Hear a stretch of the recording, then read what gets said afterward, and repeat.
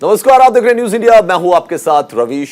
सुबह के 8 बज चुके हैं और इस वक्त की बड़ी खबर आपको बताते हैं। चुनाव आयोग के फैसले पर उद्धव ठाकरे भड़क गए हैं। तो बड़ी खबर आपको बता रहे हैं, चुनाव आयोग ने जो फैसला लिया है उस पर उद्धव ठाकरे भड़क गए हैं। फैसले के खिलाफ सुप्रीम कोर्ट जाएंगे उद्धव ठाकरे।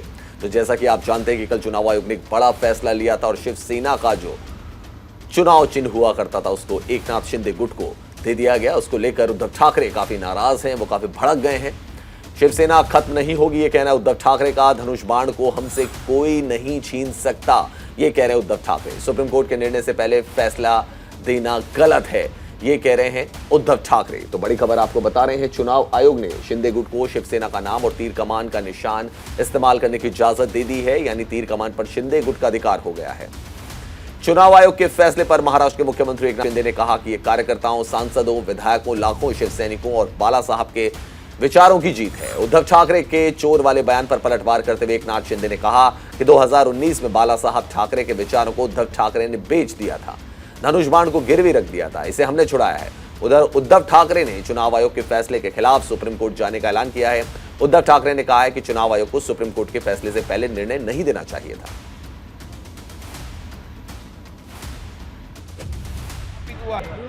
मैं पहले से बात कर रहा हूं कि ये जो फैसला ये न्याय प्रविष्ट है, ये इसके ऊपर हमारी यही मांग है, यही अपेक्षा है कि ये फैसला मेरिट पे हो जाए। लोकशाही में इस देश में कॉन्स्टिट्यूशन है, रूल्स है, कानून है, सब कुछ है। इसके आधार पर हमारा सरकार स्थापित हुआ है। शिंदे गुट को शिवसेना का नाम और सिंबल मिलने पर महाराष्ट्र के उप मुख्यमंत्री देवेंद्र फडणवीस ने खुशी जाहिर करते हुए कहा है कि वो पहले से ही जानते थे कि सीएम शिंदे को ही शिवसेना का नाम और चुनाव चिन्ह मिलेगा। चुनाव आयोग के फैसले से साफ हो गया है कि एकनाथ शिंदे की शिवसेना ही असली शिवसेना है। कि इलेक्शन कमीशन के अलग अलग पार्टियों के बारे में इसके पहले के अगर आप निर्णय देखेंगे तो इसी प्रकार के निर्णय उन्होंने दिए हैं। इसलिए मुझे ऐसा लगता है कि हमें जो विश्वास था, आज उस विश्वास को पूरे तरीके से बल मिला है और असली शिवसेना, बाला साहब के विचारों पर चलने वाली शिवसेना, ये एकनाथ शिंदे जी की ही है। अगर उनके पक्ष में निर्णय आता तो उनका वक्तव्य था कि इलेक्शन कमीशन ने बहुत सही काम किया है, फ्री एंड फेयर काम किया है, और दूसरा उन्होंने टाइप करके रखा था कि उनके विरोध में आएगा तो इलेक्शन कमीशन दबाव में है, वो उनकी स्क्रिप्ट पर चल रहे हैं। चलिए इस बीच और एक बड़ी खबर आपको बताते हैं। शिवसेना विवाद पर राज ठाकरे का बयान भी सामने आ गया है। बड़ी खबर आपको बता रहे हैं, राज ठाकरे का पहली बार बयान सामने आया है शिवसेना विवाद पर। राज ने लिखा है, बाला साहब ठाकरे ने सही कहा था, पैसा आता है, पैसा जाता है, फिर आता है, राज ठाकरे कह रहे हैं। तो उद्धव ठाकरे के कजन राज ठाकरे का भी बड़ा बयान आया है। मनसे के अध्यक्ष ने कहा है, पैसा आता है, पैसा जाता है, फिर आता है, राज ठाकरे कह रहे हैं। शिवसेना विवाद पर राज ठाकरे का पहली बार बयान सामने आया है।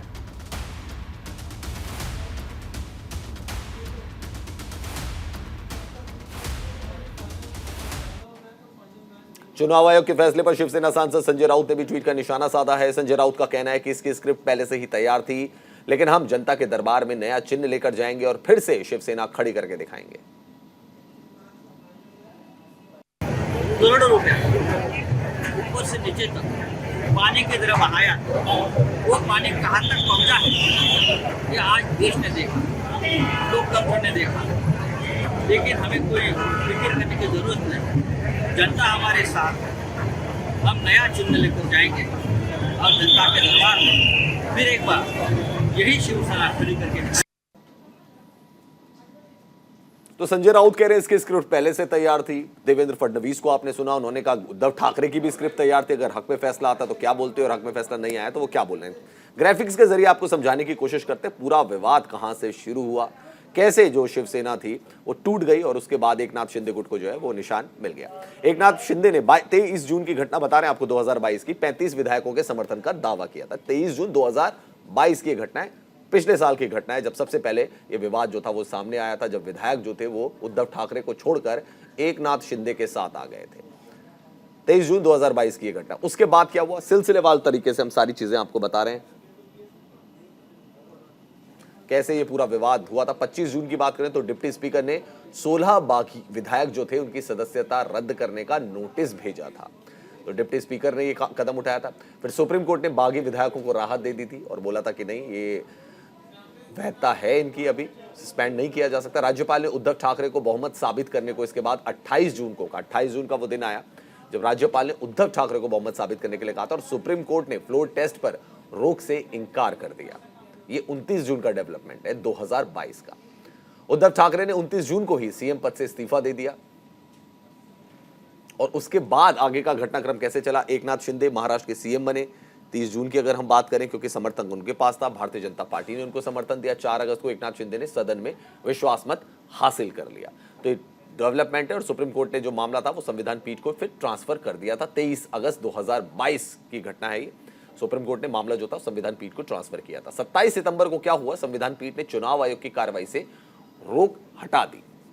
सिलसिलेवार तरीके से हम बता रहे पूरा विवाद क्या रहा एकनाथ शिंदे उद्धव ठाकरे के बीच में। शिवसेना का विवाद, चुनाव आयोग ने शिवसेना का सिंबल और तीर कमान फ्रीज कर दिया था। 8 अक्टूबर को एक बड़ी घटना हुई थी जब सिंबल जो था उसको फ्रीज कर दिया गया था। 17 फरवरी को एकनाथ शिंदे को शिवसेना का नाम और सिंबल मिल गया और इसको लेकर उद्धव ठाकरे कह रहे हैं कि वो सुप्रीम कोर्ट में जाएंगे। चुनाव आयोग ने सुप्रीम कोर्ट के फैसले से पहले ही कैसे अपना फैसला दे दिया। चलिए एक और बड़ी खबर आपको बता दें। दक्षिण अफ्रीका से आज भारत आएंगे 12 चीते। जी हां, बड़ी खबर आपको बता रहे हैं, 12 चीते आज भारत लाए जाएंगे। सुबह 10 बजे मध्य प्रदेश के ग्वालियर पहुंचेंगे चीते। तो बस कुछ ही घंटों का इंतजार और है, उसके बाद 12 चीते जो है वो भारत पहुंचेंगे। सुबह 10 बजे मध्य प्रदेश के ग्वालियर पहुंचेंगे चीते। ग्वालियर से कूनो नेशनल पार्क में चीतों को उतारा जाएगा। ग्वालियर से कूनो नेशनल पार्क ले जाया जाएगा चीतों को, जहां उनको उतारा जाएगा। 12 चीतों में 7 नर हैं और 5 मादा शामिल हैं। चीतों की अगवानी को लेकर सुरक्षा के कड़े इंतजाम किए गए हैं। सीएम शिवराज सिंह चौहान चीतों को बाड़े में छोड़ेंगे। केंद्रीय वन मंत्री समेत कई नेता यहां पर मौजूद रहेंगे। तो बड़ी खबर आपको बता रहे हैं साउथ अफ्रीका से, यानी कि दक्षिण अफ्रीका से 12 चीते जो है आज भारत पहुंच रहे हैं। सुबह 10 बजे पहुंचेंगे। ग्वालियर से कूनो नेशनल पार्क उनको ले जाया जाएगा। मुख्यमंत्री शिवराज सिंह चौहान वहां पर मौजूद रहेंगे। साउथ अफ्रीका से 12 नए चीते सुबह 10 बजे भारत आ रहे हैं। यहां चीते मध्य प्रदेश के कूनो नेशनल पार्क में लाए जा रहे हैं। इन 12 चीतों में 7 नर और 5 मादा चीता शामिल हैं। बता दें कि भारतीय वायुसेना के C-17 ग्लोबमास्टर विमान के जरिए चीतों को विशेषज्ञों की निगरानी में लाया जा रहा है। सभी चीतों को नेशनल पार्क में बनाए गए 10 विशेष क्वारंटाइन बाड़ों में छोड़ा जाएगा। वहीं इस दौरान सीएम शिवराज सिंह चौहान और केंद्रीय वन मंत्री भूपेंद्र सिंह यादव अपने हाथों से बाड़े में रिलीज करेंगे। इसके अलावा मध्य प्रदेश के वन मंत्री कुंवर विजय शाह, केंद्रीय कृषि मंत्री नरेंद्र सिंह तोमर समेत कई नेता कार्यक्रम में मौजूद रहेंगे।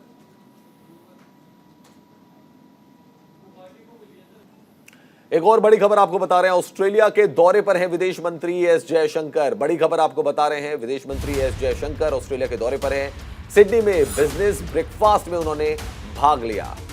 तो बड़ी खबर आपको बता रहे हैं, ऑस्ट्रेलिया के दौरे पर हैं विदेश मंत्री एस जयशंकर।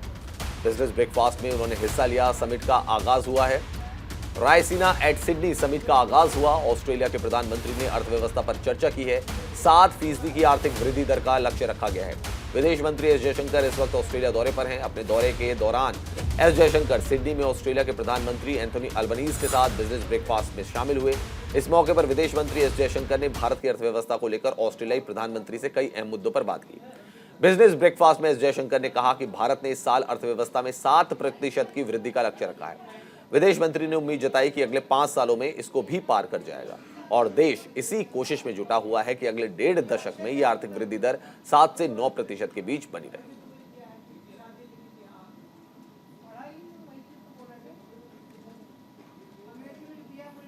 बिजनेस ब्रेकफास्ट के बाद विदेश मंत्री एस जयशंकर ऑस्ट्रेलिया की विदेश मंत्री पेनी वोंग से मिले। दोनों देशों के विदेश मंत्रियों के बीच सिडनी में हुई यह मुलाकात बेहद अहम रही। इस दौरान विदेश मंत्री एस जयशंकर ने ऑस्ट्रेलियाई विदेश मंत्री पेनी वोंग को स्पेशल क्रिकेट बैट गिफ्ट किया। दरअसल उन्होंने भारतीय क्रिकेट टीम के कप्तान रोहित शर्मा के साइन वाला बैट ऑस्ट्रेलियाई विदेश मंत्री को सौंपा।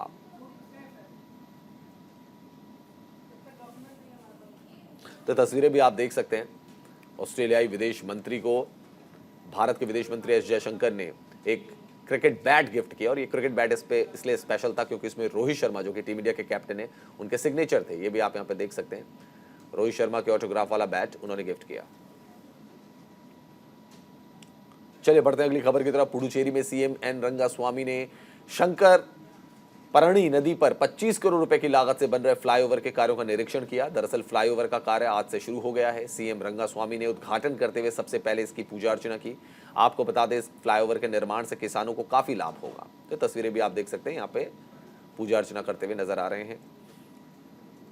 शंकरपरणी नदी पर यह पुल बनाया गया है। 25 करोड़ की लागत से पुल बना है। सीएम रंगास्वामी ने पूजा अर्चना करके इस पुल का उद्घाटन किया। पुडुचेरी की तस्वीरें हम आपको दिखा रहे हैं।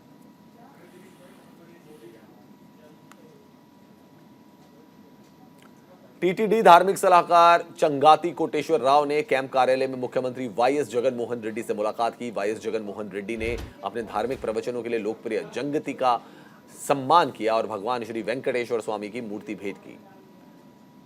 उनके साथ शांता बायोटेक्निक्स के संस्थापक और प्रबंध निदेशक डॉक्टर के.आई. वारा प्रसाद रेड्डी भी थे। बैठक के बाद के.आई. वारा प्रसाद के साथ कोटेश्वर राव ने गौशाला का दौरा किया और इसके रखरखाव के लिए मुख्यमंत्री की सराहना की।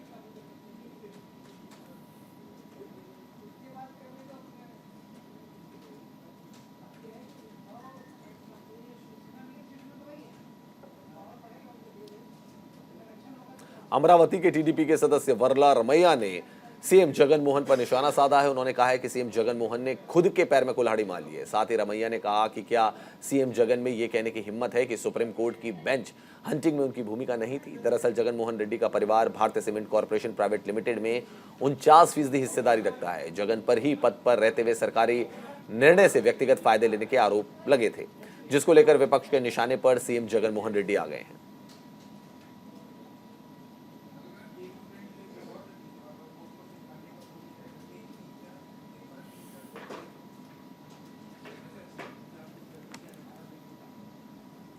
अगली बड़ी खबर महाराष्ट्र से। महाराष्ट्र की राजनीति में उठक पटक के बीच प्रदेश को नए राज्यपाल मिल रहे हैं। नवनियुक्त राज्यपाल रमेश बैस आज राजभवन में पद की शपथ लेंगे। तो भगत सिंह कोश्यारी के इस्तीफे के बाद रमेश बैस को महाराष्ट्र का नया राज्यपाल नियुक्त किया गया था। आज वो राजभवन में शपथ लेंगे।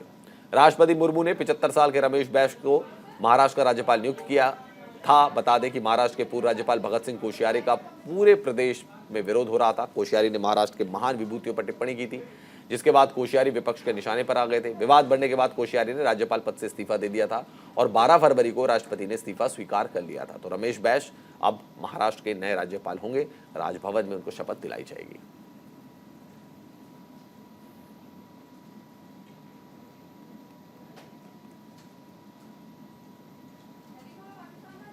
चलिए एक और बड़ी खबर आपको बता रहे दिल्ली से। दिल्ली मेयर चुनाव से जुड़ी हुई ये बड़ी खबर है। मेयर चुनाव को लेकर अधिसूचना जारी हो सकती है। बड़ी खबर आपको बता रहे हैं। दिल्ली मेयर चुनाव से जुड़ी हुई ये बड़ी खबर है, जिसको लेकर अधिसूचना जारी हो सकती है। मनोनीत पार्षद चुनाव में नहीं डाल सकेंगे वोट। जी हां, जो मनोनीत पार्षद हैं वो चुनाव में वोट नहीं डाल सकेंगे। कल सुप्रीम कोर्ट ने सुनवाई के दौरान ये आदेश दिया था। तो दिल्ली में मेयर के चुनाव को लेकर सुप्रीम कोर्ट में शुक्रवार को सुनवाई हुई। इस दौरान कोर्ट ने 24 घंटे के अंदर मेयर का चुनाव कराने की अधिसूचना जारी करने के आदेश दिए, जिसमें कोर्ट ने कहा कि इस चुनाव में नामित सदस्य यानी एल्डरमैन वोट नहीं डाल सकेंगे, क्योंकि उन्हें वोट देने का अधिकार नहीं है। वहीं सुप्रीम कोर्ट के इस आदेश से आम आदमी पार्टी को बड़ी राहत मिली है। दिल्ली के सीएम अरविंद केजरीवाल ने ट्वीट कर कहा कि सुप्रीम कोर्ट का आदेश जनतंत्र की जीत है। सुप्रीम कोर्ट का बहुत बहुत शुक्रिया। 2.5 महीने बाद अब दिल्ली को मेयर मिलेगा। तो बड़ी खबर आपको बता रहे हैं। दिल्ली मेयर चुनाव से जुड़ी हुई ये बड़ी खबर है। एल्डरमैन अब वोट नहीं डाल पाएंगे, लेकिन मेयर चुनाव को लेकर आज अधिसूचना जारी हो सकती है। सुप्रीम कोर्ट ने सुनवाई के दौरान कल आदेश दिया था कि दिल्ली मेयर चुनाव में एल्डरमैन वोट नहीं डाल सकेंगे, यानी कि जो मनोनीत पार्षद हैं वो वोट नहीं डालेंगे। जिसके बाद अरविंद केजरीवाल ने भी ट्वीट किया था और उन्होंने कहा था कि जनतंत्र की जीत है। सुप्रीम कोर्ट को बधाई।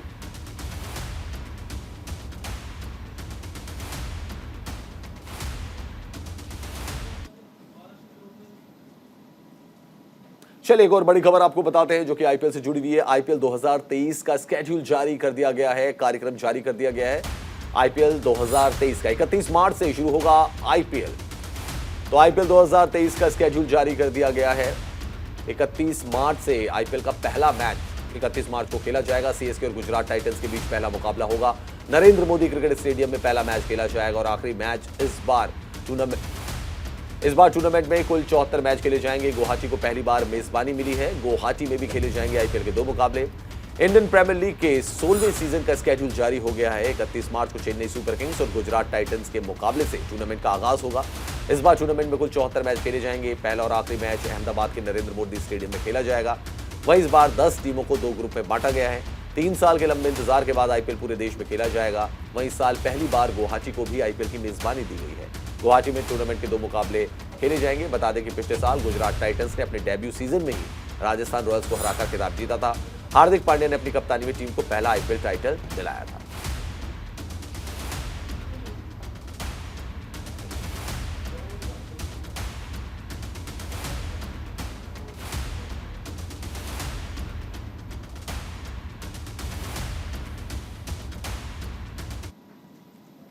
अब राजस्थान की सियासत से जुड़ी बड़ी खबर आपको बता रहे हैं, जहां बीजेपी विधायक मदन दिलावर ने प्रदेश की गहलोत सरकार पर निशाना साधा है और कहा है कि सरकार युवाओं को भ्रमित करने का काम कर रही है। सरकार की तरफ से 1 लाख भर्तियों की घोषणा महज एक छलावा है। इन भर्तियों का धरातल से कोई लेना देना नहीं है। साथ ही उन्होंने गहलोत सरकार पर निशाना साधते हुए कहा कि सरकार ने पिछली भर्तियों पर अभी तक नियुक्तियां नहीं की हैं।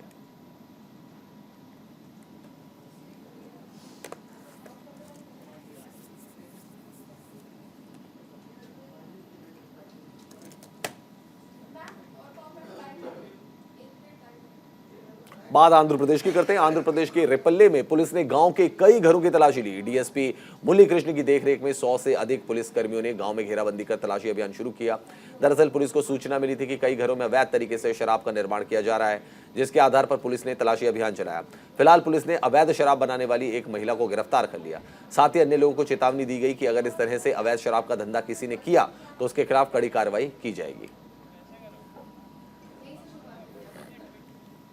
तो पुलिस ने एक महिला को भी गिरफ्तार कर लिया है। रेपल्ले आंध्र प्रदेश की यह घटना है। शराब के अवैध धंधे के खिलाफ पुलिस का एक्शन यहां पर सामने आया है। तो कई घरों की तलाशी ली गई। पुलिस ने एक महिला को भी इस मामले में गिरफ्तार कर लिया। आंध्र प्रदेश के रेपल्ले की यह घटना हम आपको बता रहे हैं। तो शराब के अवैध धंधे के खिलाफ पुलिस का यह एक्शन रहा, जिसमें कई घरों की तलाशी ली गई और एक महिला को गिरफ्तार कर लिया गया।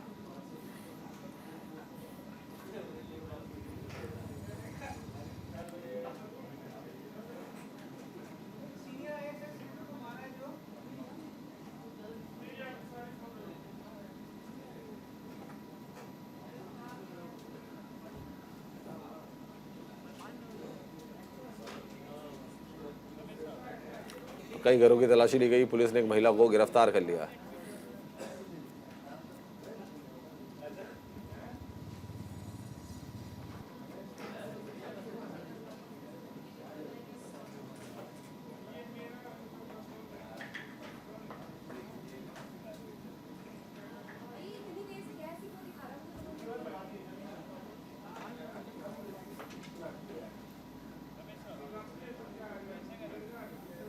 अब खबर यूपी के हरदोई से है, जहां ईडी की टीम ने एक फार्मेसी कॉलेज में छापा मारा। दरअसल ये पूरा मामला स्कॉलरशिप स्कैम का बताया जा रहा है।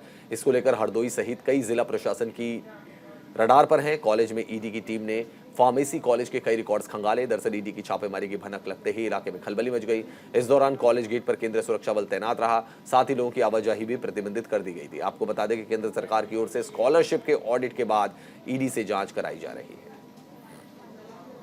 तो फार्मेसी कॉलेज में ईडी की छापेमारी देखने को मिली। फार्मेसी कॉलेज में ईडी ने छापेमारी की। ऑडिट के बाद ईडी से जांच कराई जा रही है।